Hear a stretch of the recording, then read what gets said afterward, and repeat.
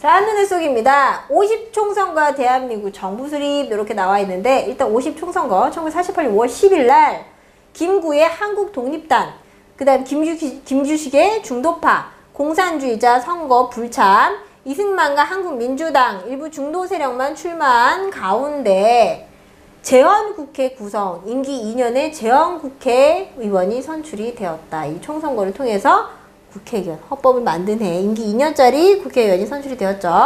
자, 초대헌법을 공포했다. 7월 17일 무슨 날인가요? 재헌절이죠. 재헌절. 3.1운동 정신과 대한민국 임시정부의 법통을 계승한 민주공화국임을 밝히면서 상권분리, 대통령 중심대 국회 간접선거에 의한, 자, 간접선거에 의한 대통령 선출이에요. 간접선거 뭐예요? 선거인단이 따로 있어서 국민들이 한 표씩 한 표씩 표를 갖다 행사하는 게 아니라 선거인단이 대표자를 뽑는 게 간접선거라고 하는 거죠. 자, 대통령을 간접선거로 뽑는다는 초대 헌법을 공포하게 되었다. 그 다음에 대한민국 정부 수립, 이승만을 대통령, 이시영을 부통령으로 하는 정부를 구성하면서 대한민국이 수립되고 제3차 유엔 총회에서 대한민국 정부를 선거가 가능했던 지역에서 유일한 합법 정부로 승인을 하게 되었다. 그래서 대한민국이 유엔의 승인을 받게 되기까지의 얘기들인데, 자, 이 50총선과 대한민국 정부 수립이 가능했던 이 사이에 있었던 이런 사건들을 문제풀이를 통해서 다시 한번 확인해 보도록 하겠습니다. 자, 262번 문제네요. 다음 선거 직후 상황으로 옳은 것을 골라라 하는 문제인데 이 선거 뭔지 알아봅니다. 우리나라 역사상 최초의 보통선거, 누구나 참여할 수 있는 거죠. 21세 이상 모든 국민에게 투표권을 부여했다. 평등, 직접, 비밀, 자유의 원칙에 따른 4대2 선거 원칙에 따른 민주주의 선거로서 임기 2년에 재헌의원 법을 만드는 의원을 선출하는 게 목적이더라. 그러니까 여기 써있어요. 무슨 선거인지. 5월 10일 날 총선거인데 50 총선거죠. 그래서 50 총선거에 관련된 내용이다. 자, 50 총선거는 언제예요? 1948년 5월 10일이죠. 5월 10일. 자, 이 상황, 이 5월 10일에 있었던 총선거 이후의 상황을 갖다 고르는 문제인데 시기를 갖다 좀 파악해 놓고 있으면 문제 풀기가 훨씬 더 쉽답니다. 자, 대한민국 정부 수립된 거 언제예요? 1948년 8월 15일 대한민국 정부가 수립이 됐죠. 그 다음에 좌우합작 7원칙이 발표되었다. 이거는 1946년도의 일입니다. 미소공동위원회가 개최된 것도 1946년도. 조선 건국준비위원회가 만들어진 거는 광복 직후니까 45년도. 모스크바 3국 외상회의도 광복 직후니까 1945년이 되겠죠. 자, 그래서 지금 262번 같은 경우 50 총선거 4월 1948년 5월 10일 직후에 있었던 거 총선거 실시했으니까 그 다음에 뭐가 만들어져야 돼요? 대한민국 정부가 수립이 돼야겠죠. 그래서 답 몇 번? 1번. 대한민국 정부가 수립이 되었다. 이게 바로 이후의 상황이라고 볼 수가 있겠어요. 답 1번입니다. 자, 263번 문제예요. 대한민국 정부가 수립되는 과정을 다큐멘터리를 만들려고 한다. 가에 들어갈 장면, 여기 들어갈 장면을 고르라 라고 하는 문제인데 이 정부 수립, 그러니까 광복 이후의 상황 같은 경우는 굉장히 같은 해에 많은 사건들이 순차적으로 일어나고 그다음 원인과 결과로 이루어져 있기 때문에 원래 역사라고 하는 게 그렇지만 그래서 원래 근현대사 같은 경우는 연도 반드시 기억해야 된다고 지난 시간에 얘기한 것 같아요. 그래서 이것도 역시 연도를 파악하면서 풀어보도록 할게요.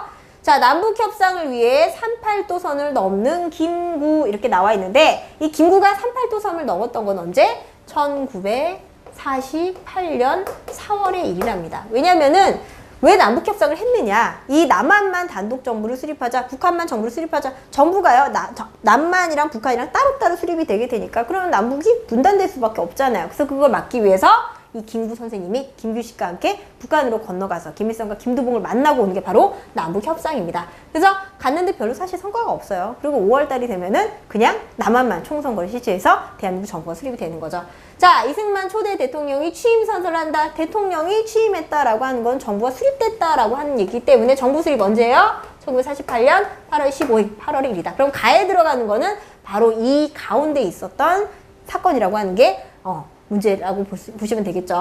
자, 신탁통치 반대 시위. 신탁통치라고 하는 거는 뭐예요? 우리가 1945년에 광복을 이룬 다음에 미국이랑 소련이랑 우리를 갖다 최대 5년 동안 신탁통치를 하겠다라고 했더니 백성들이 어떻게 해요? 여태까지 36년 동안 강제로 전년당해서 겨우 광복을 했는데 뭘 또 통치를 해주냐. 그래서 거기에 대해서 반대 시위를 했던 건 바로 광복 직후인 1945년의 일이라는 거. 그래서 이 한반도 문제를 갖다가 논의하기 위해서 미소 공동위원회가 열리게 되었다. 미소 공동위원회 같은 경우는 두 차례에 걸쳐서 열리게 돼요. 두 차례에 걸쳐서 열리게 되는데 여기 지금 나와 있는 거는 1946년도 2차 미소 공동위원회에 대한 설명이라는 거. 그 다음 6.25전쟁 언제예요? 1950년 6월 25일. 그 다음에 미군이 미군이 들어오게 된 거. 미군정이라고 표현할 수가 있겠죠. 미군정 같은 경우는 1945년. 그럼 북한에 미군정이 들어온 거는 남한이고요. 북한 같은 경우는 소군정, 소련군이 들어와서 이렇게 갈라지게 되는 거죠. 38도 선을 기준으로. 그 다음 50총선거 1948년 5월 10일 날 50총선거를 통해서 대한민국 정부가 이제 수립이 되는 5월 10일 날 이렇게 한 다음에 8월에 대한민국 정부가 수립되는. 그러니까 시기적으로 봤을 때 가에 들어가는 거는 연도를 파악했어. 우리가 본다면 1948년 5월에 일어났던 50총선거가 답이 되는 거겠죠. 그래서 263번 같은 경우는 5번이 답이 되겠습니다. 자, 한눈에 쏙입니다. 남북한 농지개혁. 자, 농지개혁을 비교해놓은 표인데 일단 남한 같은 경우는 농지개혁법에 의해서 농지만 개혁의 대상이 됐으나 북한 같은 경우는 토지개혁법이라서 전 토지가 개혁의 대상이다. 자, 어떤 차이가 있는 거예요? 농지는 농사 짓는 땅만 포함되는 거고 토지는 모든 국토를 다 포함하고 있는 거죠. 자, 이게 다른 점이고요. 남한의 경우는 1949년 6월에 공포를 해가지고 시행했던 거는 50년 3월에 시행했다. 하지만 북한은 바로 그냥 1946년에 바로 시행을 했다. 남한은 이 원칙이 중요한 거죠. 유상 매입, 유상 분배. 뭐예요? 백성 국민들한테 돈을 주고 사서 돈을 받고 판 거죠, 정부가. 그 다음에 북한 같은 경우는 무상 몰수, 무상 분배 그냥 싹 다 뺏어가지고 똑같이 확 나눠줘 버린. 이게 굉장히 큰 차이라고 볼 수가 있습니다. 아주 중요해요. 중요한 내용들입니다. 남한과 북한의 농지개혁 차이. 그 다음에 토지 상한선 1인당 3정보까지. 하지만 북한 같은 경우는 5정보. 하지만 소유가 다 국가로 되어 있기 때문에 소유라고 볼 수가 없겠죠. 근데 남한은 분배 결과 평균 호당 4,500평을 소유하게 됐으나 북한은 평균 호당 1,000평을 소유하게 되었다. 왜 그럴까요? 왜 그런 걸까요? 북한은 산지가 더 많죠. 근데 전국도라고 했지만 농경지만 하는 것도 아닌데 5정보씩 가져왔기 때문에 조금씩밖에 못 갖게 된 거예요. 자, 그래서 이 농지개혁이랑 관련된 문제, 남한에 대한 게 거의 대부분 나오기 때문에, 왜냐면 북한 같은 경우는 지금 우리랑 휴전 상태잖아요. 그래서 문제도 잘 안 나오는 경향이 있고요. 남한에 관련된 농지개혁 문제를 풀어보면서 여기 있는 내용들 이해해 보도록 할게요. 자, 264번 문제입니다. 다음 그래프와 같은 토지 소유의 변화에 영향을 주는 요인으로 가장 적절한 것을 보기 위해서 골라보자 그랬는데 그래프가 나와 있어요. 보니까 1945년 말에는 농지 면적, 자작지 면적, 소작지 면적 이렇게 나와 있는데 자작지나 소작지나 전부 다 농지죠. 그러니까 이거랑 합쳐서 이게 된다는 얘기네요. 자작, 스스로 땅을 가지고 짓는 농사 보니까는 47년 이후부터 갑자기 확 올라가기 시작했고, 소작, 빌려 쓰는 땅이죠. 빌려 쓰는 땅은 푹 떨어지기 시작했다. 그래서 전체적으로 농지 면적이 어떻게 돼가고 있어요? 45년 말부터 시작해가지고 조금씩 농지가 내려가고 있죠. 이건 어떤 걸 얘기하고 있는 거냐면 남한의 농지개혁을 나타내고 있는 표예요. 남한의 농지개혁. 자, 남한의 농지개혁과 관련이 있는 것을 보기에서 고르면 기억, 대한민국 정부가 농지개혁을 실시하였다. 맞나요? 맞죠? 대한민국 정부가 실시한 거. 자, 지주가 자기 소유의 토지를 임의로 처분하였다. 지주가요, 자기 땅을 정부에다 팔아요. 그럼 정부가요, 그거를 다른 사람들한테 또 돈을 받고 파는 거예요. 그래서 유상 매입, 유상 분배를 원칙으로 뒀죠. 그러니까 지주가 자기 소유 땅을 임의로 처분한 거 많은 내용이고요. 디귿, 미 군정청이 귀속 농지를 유상으로 분배하였다. 이것도 맞는 내용이죠. 유상 분배, 유상 매입이라고 했으니까. 그 다음에 니은, 몰락한 농민이 분배받아 토지를 다시 매각하였다. 이건 지금 가능한 얘기인가요? 이렇게 할 수 있는 거예요. 유상 매입, 유상 분배라니까요. 이거 보면 몰락한 농민이 분배를 받았다. 어떻게 분배를 받아? 돈 주고? 그런 내용들이 제시되어 있지 않기 때문에 원칙상 유상 매입, 유상 분배를 원칙으로 하고 있기 때문에 뭐 이런 다시 매각하였다 이건 있을 수 없는 일이죠. 그래서 기억, 니은, 디귿 요 세 가지가 답이므로 264번에는 4번이 답이 되겠죠. 자, 한눈에 쏙입니다. 좌절된 친일파 청산. 굉장히 슬픈 내용들이 들어있는데 배경 볼게요. 미군정이 친일파를 그대로 등용해서 쓰는 거예요. 왜냐면 우리가 광복 이후에 북한에는 소군정, 남한에는 미군정 이렇게 들어와서 오울라스럽고 정치 세력이 난립하는 굉장히 그런 우리나라 상황을 갖다가 이 군정들이 통치하기 위해서 잠깐 들어왔었죠. 그런데 이 미군정에서 지금 그대로 있던 관공서에 있던 이 친일 세력들을 그대로 유지할 것 이렇게 등용하는 바람에 문제가 시작이 된 거죠. 자, 대다수 국민과 정당단체가 민족 반역자와 친일파 처단을 요구했고요. 친일파 꺼져 막 이렇게. 그 다음 초대 헌법에 반민족 행위자 처벌을 위한 특별법 제정의 소급 조항을 규정했다. 그래서 모두 이 친일파들을 갖다가 처단해야 된다. 이런 것들이 계속 거들어 드러나기 시작했어요. 그래서 반민족 행위 특별법을 제정했고 반민족 행위 특별조사위원회 줄여서 반민특위죠. 이런 것을 설치했다. 반민족 행위 명부를 작성해서 이때 박흥식, 노덕술, 이광수, 채린 같은 인물들이 막 잡혀 들어가는 그런 과정을 겪었으나 문제는 정부가 문제죠. 이승만 정부가 공산주의 세력을 제압한다는 명분 아래 반민특위 활동을 방해하기 시작합니다. 국회 불합치 사건, 반공정책, 공산당이라고 몰아가지고 경찰 간부의 반민특위 습격 사건 이런 것들을 통해서 계속 방해를 하게 되니까 성과가 있다 없다? 없다. 별다른 성과를 거두지 못했다. 게다가 만들어진 게 법 제정되고 이제 막 활동하기 시작한 게 1948년 9월 법 제정 이후인데 1949년 8월에 시효 만료. 채 1년도 활동하지 못하고 중간에 방해받고 결국 반민특위는 해체당하게 되고 결국 친일청산은 됐을까요? 안 됐을까요? 안 되게 되는 거죠. 그래서 지금 반민특위의 활동 상황을 보면서 어떻게 친일파 청산이 좌절이 안 됐는지 다시 한번 문제풀이로 알아보도록 하겠습니다. 자, 265번 문제입니다. 가위원회에 대한 설명으로 옳은 것은 그랬어요. 제목 가위원회 활동. 가위원회는 1949년 1월부터 활동하여 박흥식, 최혜린, 이광수, 최남선 등에게 실형을 선고했으나 이후 형 집행 정지 등으로 전원 석방되었다. 얼마 만에 석방되는 줄 알아요? 15일. 보름 만에 석방이 되었죠. 자, 이거는 뭐예요? 가에 들어가야 될 거는 바로 반민특위. 반민특위. 이거는 뭐 해준 말인가요? 반민족 행위특별위원회. 조사위원회라고 하는데 이 조사위원회 활동을 보니까는 뭐 이렇다 할 그게 없어요. 왜 그랬는지 설명을 좀 보도록 할게요. 1번 기한을 연장하여 활동하였다. 시효 만료시켜버렸죠. 시효 만료. 그 다음에 2번 정부의 적극적, 정부의 소극적.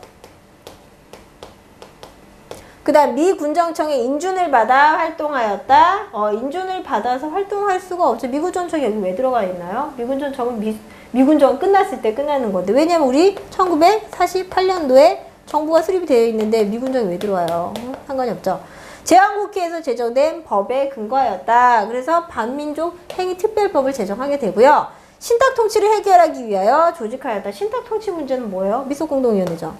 미소공동위원회 다 끝난 얘기들이죠. 지금 반민특위 활동할 때는. 그렇기 때문에 지금 265번 같은 경우에는 제왕국회에서 제정된 법에 근거해서 만들어진 반민족 행위특별법이라는 거 답은 4번이 되겠죠. 그래서 이것 때문에 친일청산이 아직까지도 안 되고 있다는 그런 얘기죠. 자, 답은 4번입니다. 자, 한눈에 쏙입니다. 6.25 전쟁이네요. 1950년 6월 25일 날 발발했던 북한과 남한의 전쟁이 되겠습니다. 자, 배경과 전개 역량을 통해서 전쟁에 대해서 알아보도록 할게요.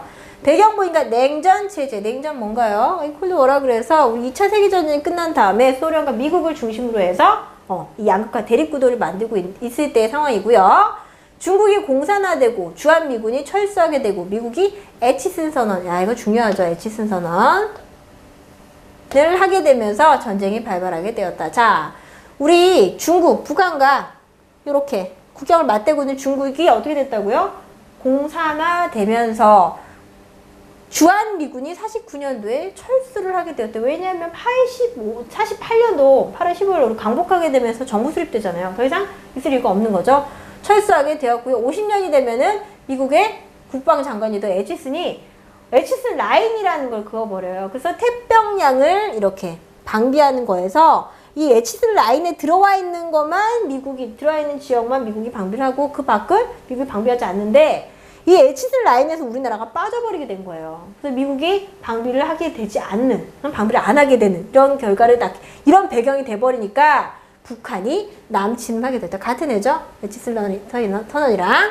자, 3일 만에 서울이 함락됐고요. 7월 말 낙동강 유역까지 후퇴. 북한이 남침하자마자 유엔은 즉각 북한을 침략자로 규정, 전쟁의 즉각 중지와 대한민국에 대한 군사 지원을 결의하고 유엔군을 파병했다. 바로 그냥 우리가 3일 만에 서울을 뺏겨오고 어디까지 내려갔대요? 여기가 바로 낙동강이죠. 여기가 국군의 최후 방어선. 여기까지 밀리면 이제 한반도 아주 공산화가 되는 거예요. 그래서 이 유엔에서는 아, 북한이 침략자야. 갑자기 이렇게 쳐들어왔으니까는 니네가 침략자야. 우리가 니네를 몰아내기 위해서 유엔군을 파병하겠어. 그러면서 서울 수복과 진격, 유엔군의 인척 산육작전. 누군가 이거? 메가더 장군이죠. 메가더. 자, 서울을 수복했고요. 국군과 유엔군의 진격으로 압록강 연안의 초산까지 도달했다. 여기까지 도달을 하게 되었다. 도달했는데 그때 누가 개입하나요? 자, 중국군이 개입하게 되면서 중국군이 이쪽으로 내려오게 되면서 유엔군의 만주 진격을 우려한 중국이 대규모 군대, 완전 인해 작전이죠. 굉장히 많은 대규모 군대를 파견하게 되면서 흥남 철수, 일사후퇴, 굉장히 유명한 노래도 있어요. 일사후퇴, 흥남 철수 작전, 일사후퇴, 총 공세를 단행해서 서울을 다시 재수복을 하였다. 51년의 3월 말 38도서 부근에서 공방정 그대로 교착. 무슨 얘기냐면 맨 처음에 북한이 내려왔죠. 북한이 내려왔는데 색깔로 표현하겠습니다. 북한이 쳐들어왔어요. 북한이 쳐들어왔는데 이 쳐들어온 애들을 갖다가 유엔에서는 침략자로 규정하고서 유엔군을 파병해서 서울을 다시 수복해냈어요. 수복해냈는데 다시 찾아온 수국군에 이 북한 쪽에서 중국군이 들어오게 되니까, 왜냐면 중국 같은 경우는 이 유엔이 대륙으로 들어오게 되니까 완전 위기감을 느끼게 되면서 대규모 병력을 갖다가 몰아내게 된 거죠. 그래서 결국은 이 흥남 철수 계속 이 공방전을 계속한 거예요. 서울을 뺏겼다가 찾았다 뺏겼다가 찾았다 이걸 계속 하다가 결국은 38도선 부근에서 교착 그대로 굳어져 버렸다. 그래서 휴전 협상을 시작했는데 휴전 전쟁을 쉬는 거. 이승만 정부가 휴전을 반대하기 시작하죠. 왜? 반공포로 석방 이런 것들을 빌미 삼아서 반대운동을 전개하기 시작했다. 그래서 결국 휴전협정이 체결이 되면서 전쟁을 쉬고 있는 상황, 지금도 전쟁을 쉬고 있는 상황이 된 거죠. 영양은 수백만 명의 사상자와 전쟁과 이산가족 양산, 생산시설 파괴, 분단의 고착화, 남북 간의 적대감, 남북 간의 독재체제, 이승만과 김일성, 극심한 사회변동 때문에 혼란스럽게 되었다. 그래서 이 6.25 전쟁 같은 경우는 보통은 이 공방전에서 문제가 좀 많이 나오게 되고 배경에서도 문제 많이 출제가 된답니다. 자, 6.25 관련 문제 풀어보면서 다시 한번 정리해 보도록 할게요. 자, 266번 문제예요. 다음 사진과 관련된 전쟁에 대한 설명으로 옳지 않은 것은 이렇게 나와 있죠.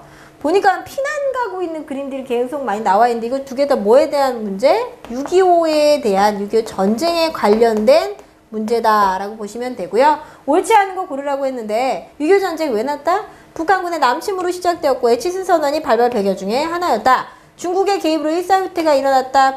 남한에서는 반공체제가 강화되는 계기가 되었다라고 하고 다 맞는 얘기죠. 그런데 5번은 한국, 미국, 북한, 중국 대표가 휴전협정에 서명하였다. 휴전협정에 서명한 나라는요. 미국과 소련밖에 없죠. 미소 휴전회담.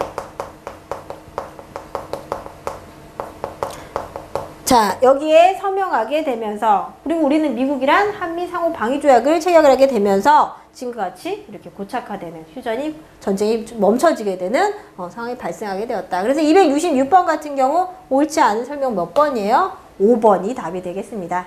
자, 한눈에 쏙입니다. 전후복구 사업과 미국의 경제완조 이렇게 나와 있는데 전쟁 후의 상황을 정리하기 위해서 자, 이미 전쟁을 치른 지구기 때문에 생산시설 어떻게 됐어요? 다 파기. 전쟁 비용으로 굉장히 막대한 돈이 지출이 되었다.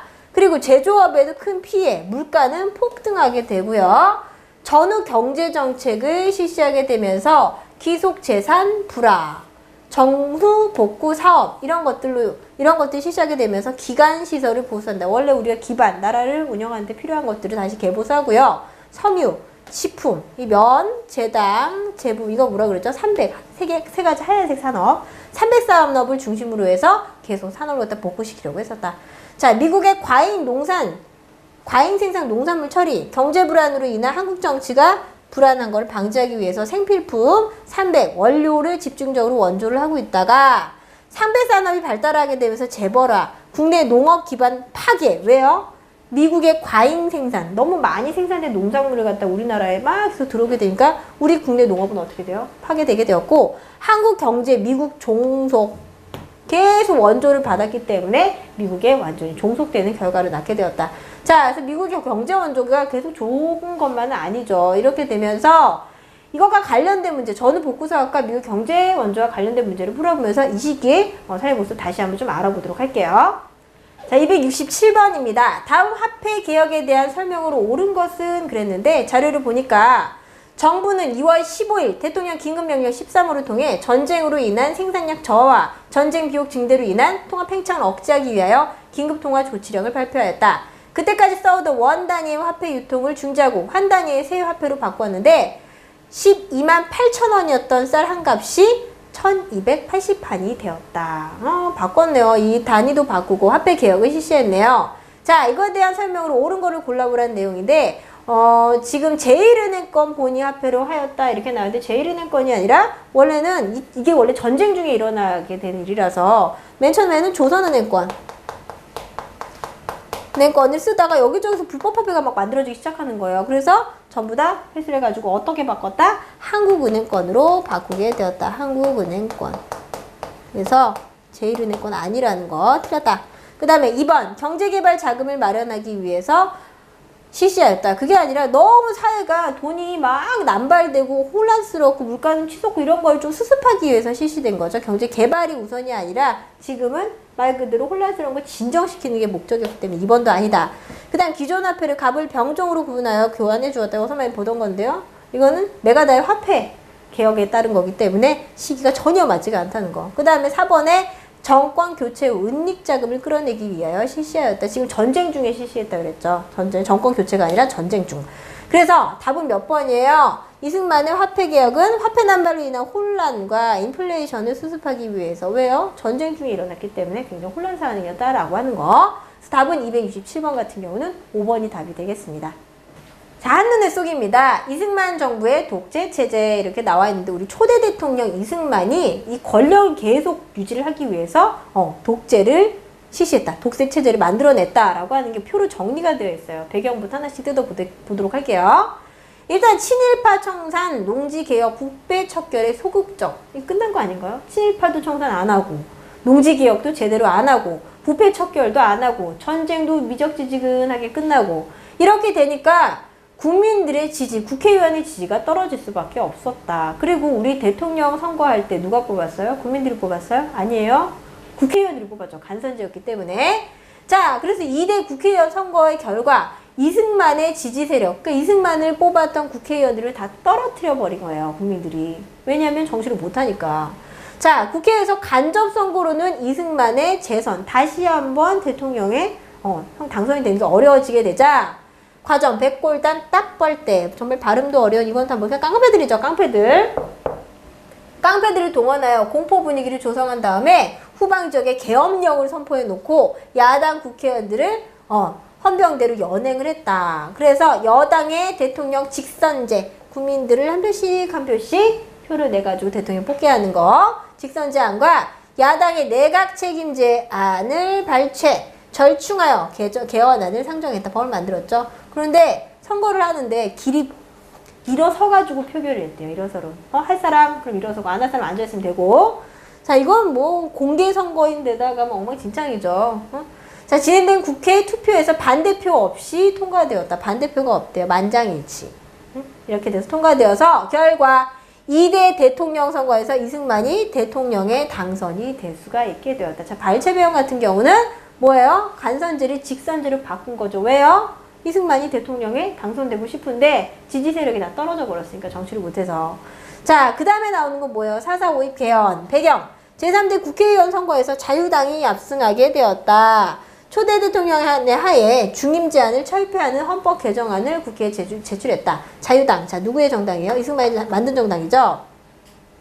초대 대통령에 한해서 1대 대통령에 한해서 중임 제안 또 대통령을 하는 거 이걸 갖다가 철폐하는 헌법 개정안을 국회에 제출하게 되었다. 법으로 초대 대통령은 계속 대통령 할 수 있게 만들어 달래요. 그런데 과정, 개헌 통과선에 1표가 부족하여 부결로 선포되었다. 국회의원 제적이 203명인데 찬성이 135표예요. 이게 뭐냐면은 우리가 203명 있죠.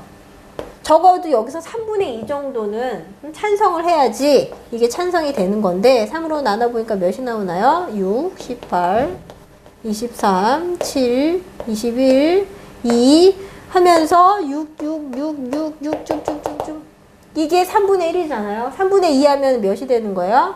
135.3333333 곱하기 2 해버리면 이렇게 되니까는 4,4,5입이라고 하는 거는 쉽게 말해서 뭐예요? 4는 버리고 5는 올리는 반올림 반내림의 개념이죠. 그래서 찬성이 135표가 나온 거예요. 원래 이게 이제 가결로 되려면은 136표가 나와야 되는데 막상 통과를 하려고 이 개헌안을 내놨더니 135표가 나온 거죠. 그랬더니 자유당이 4,4,5입이라고 우기면서 개헌안을 통과하는 거죠. 왜? 3분의 2면은 67.6666 135.3333인데 반내림하면은 135표가 가결이지 왜 부결이냐 그러면서 135표 나왔으니까 가결 통과를 선언하게 되면서 그 결과 제3대 대통령 선거에서 이승만이 대통령에 당선되게 되었다. 이렇게 나와 있네요. 자, 신국가보안법을 제정하고 진보당을 탄압하고 진보당이 이승만을 갖다가 제끼고 막 인기가 많아지니까 진보당을 탄압하고 경향신문을 폐간, 언론 통제하고 북진통일론과 반공 이데올로기를 이용해서 장기 집권을 갖다가 모색하려고 했는데 언제 끝나죠? 3.15 부정선거했다가 결국 4.19 혁명으로 끝나게 되는 거죠. 자, 이승만의 독재 체제, 문제랑 같이 풀어보면서 다시 한번 살펴보도록 하겠습니다. 자, 268번 문제인데요. 다음 정치 상황이 나타나게 된 배경으로 가장 적절한 것은 그러면서 자료 나와 있는데 자료 볼게요. 대통령은 계엄령을 선포하고 국회 예산을 요구하였으며 다음날 헌병대는 견인차로 국회 통구버스를 통째로 끌고 가 야당 국회의원 10명을 국제공산당 자금을 받았다는 혐의로 연행하는 등 국회의원들을 압박해 나갔다. 군경들이 국회의사당을 포위한 가운데 국회의원들은 기립하는 방식으로 투표하여 발췌 개헌안을 통과시켰다. 자, 발췌 개헌안에 대한 배경으로 적절한 걸 고르라는 내용인데요. 발췌 개헌은 뭔가요? 이 2대 국회의원 선거에서 이승만 지지 세력이 다 떨어져 버리죠. 이승만이 정치를 너무 못해서. 그래서 어떻게 하는 거예요? 간접 선거로는 이승만이 2대 대통령으로 못 올라갈 것 같으니까 당선이 안 될 것 같으니까 대통령 선거를 뭘로 바꾸는 거예요? 직선제로 바꾸는 발췌 개헌을 하게 되는 거죠. 자, 그래서 결국 2대 대통령이 이승만 대통령이 당선이 되는 거고요. 그에 대한 배경 먼저 보도록 할게요. 자, 1번. 내각 책임제와 양원제를 추진하였다. 이거 언제적 일인가요? 이거 장면 내각제. 그러니까 이승만이 물러간 다음의 일이기 때문에 1번은 아니다. 그 다음 2번. 대통령을 3번까지 할 수 있도록 헌법을 바꾸려고 하였다. 자, 이거 뭐예요? 4.4.5입 개헌이죠. 4.4.5입. 그 다음 초대 대통령의 하나의 연임 제한을 규정을 철폐하려고 하였다. 같은 거죠. 4번까지 할 수 있도록 헌법을 바꾸려고 했다. 연임 제한, 중임 제한 규정 이것도 마찬가지고요. 재집권이 어려워진 여당이 대통령을 직선제 개헌으로 추진하게 되었다. 이게 답이네요. 4번. 대통령 선거인단에 의한 간접선거를 통해 대통령을 선출하려고 하였다. 자, 간접선거로 바꾸려고 하는 거는 나중에 훨씬 더 이후에 대통령 선거 때이고요. 뭐 대표적으로 뭐냐면은 간접선거를 통해 대통령 선출하려고 했던 건 이 전두환 대통령 때 4.13 호언이 있겠죠. 4.13 호언. 그렇기 때문에 1번, 5번도 아니다. 응? 이것도 장면 내각. 답은 몇 번이에요? 268번은 4번이 답이 되겠죠. 자, 한눈에 쏙입니다. 대한민국 헌법의 역사 그러면서 재헌헌법부터 시작해서 구차개헌까지 나와 있는데 하나씩 보도록 할게요. 자, 중요한 건 동그라미 칠 테니까 같이 동그라미 치면서 보면 좋을 것 같네요. 일단 재헌헌법, 법을 만든 국회죠. 그래서 대통령을 어떻게 간선제로 뽑고 국회는 단원제, 대통령 임기는 4년에 1회 중임 한 번 더 더하는 거는 가능하다. 왜 이렇게 했냐면 미국이 중임이 가능하니까. 그 다음에 1차 개헌은 이승만 정부의 발췌 개헌을 통해서 대통령, 부통령 뭘로 바뀌어요? 직선제로 뽑히고 국회의원은 양원제로 바뀌었다. 그 다음에 2차 개헌은 4.4.5.2 개헌을 통해서 역시 직선제, 초대 대통령 중임 제한 철폐, 이승만 영구 집권을 목적으로 4.4.5.2 개헌을 실시하게 됐고요. 자, 그리고 나서 결국은 어떻게 되나요? 3.15 부정선거 때문에 이승만이 물러가고 그 다음에 3차 개헌 허정 과도정부, 의원 내각제, 국회 양원제, 대통령은 국회에서 선출하는 걸로. 자, 이건 뭔가요? 결국 간선제라는 얘기죠. 간선제. 그리고 4차 개헌은 장명내각 때 3.15 부정선거 관여자, 반민주행위자, 부정축제자 처벌하기 위해서 소급투표법을 제정하게 되었다. 여기는 지금 내각제가 구성되어 있는 시기이기 때문에 같이 알아두시고, 그 다음 5차 개헌 보시면 군사정부, 5.16 군사정변을 통해서 누가 대통령 자리를 갖게 되나요? 박정희가 갖게 되죠. 자, 대통령 직선제로 바뀌었고요. 국회 단원제, 국민 투표를 통해서 확정이 되었다. 그리고 6차 개헌은 삼성개헌, 대통령을 3번까지 하는 것을 허용을 시키려고 했었고요. 대통령 직선제로 다시 원래 직선제 계속 이어져 가네요. 그 다음에 7차 개헌은 박정희 정부 유신헌법, 통일주체 국회회의에서 간접선거, 임기는 6년, 대통령 권한 강화, 대통령 간선제, 그러면서 다시 간선제로 바뀌었다. 그 다음 6차 개헌은 전두환 대통령 때 선거인단에 의한 7년 단임제, 대통령 간선제로 이제 유지가 되는 거고요. 전두환 정부 때 5년 단임 대통령 직선제로 바뀌었는데 맨 처음에 간선제로 계속 가려고 했거든요. 근데 6월 민주항쟁 국민들이 다 들고 일어났죠. 그래서 직선제로 바뀌었고, 그리고 나서 대통령이 된 사람이 노태우 대통령이죠. 자, 그래서 바뀐 거를 보니까 이게 가장 포인트라고 볼 수가 있는데, 간간직 이렇게 되죠. 그래서 순서를 제헌국회부터 시작해가지고 대통령이 어떻게 뽑혔는지 일단 요 포인트만 짚고 있어도 문제를 좀 많이 풀 수가 있어요. 많이 나오는 거니까. 자, 관련된 문제를 풀어보면서 내용 다시 정리해 보도록 할게요. 자, 269번 문제입니다. 다음 그림과 관련된 헌법 개정안의 내용으로 옳은 것은 그랬는데, 지금 오른쪽에 있는 그림 먼저 보시면, 제적 203명에 202명이 표결에 참여하여 135명이 찬성하였지만 3분의 2 미치지 않으므로 부결되었음을 선포합니다. 부결이죠.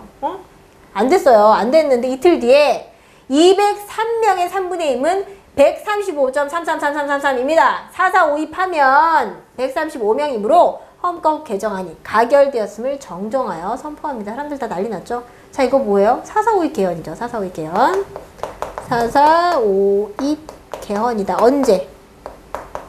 이승만 정부 때. 이승만 대통령 때 일어났던 일이었다. 이거 왜 하는 거예요? 발췌개헌 같은 경우는 대통령을 직선제로 바꾸는 거고, 이거는 중임 제한, 철폐.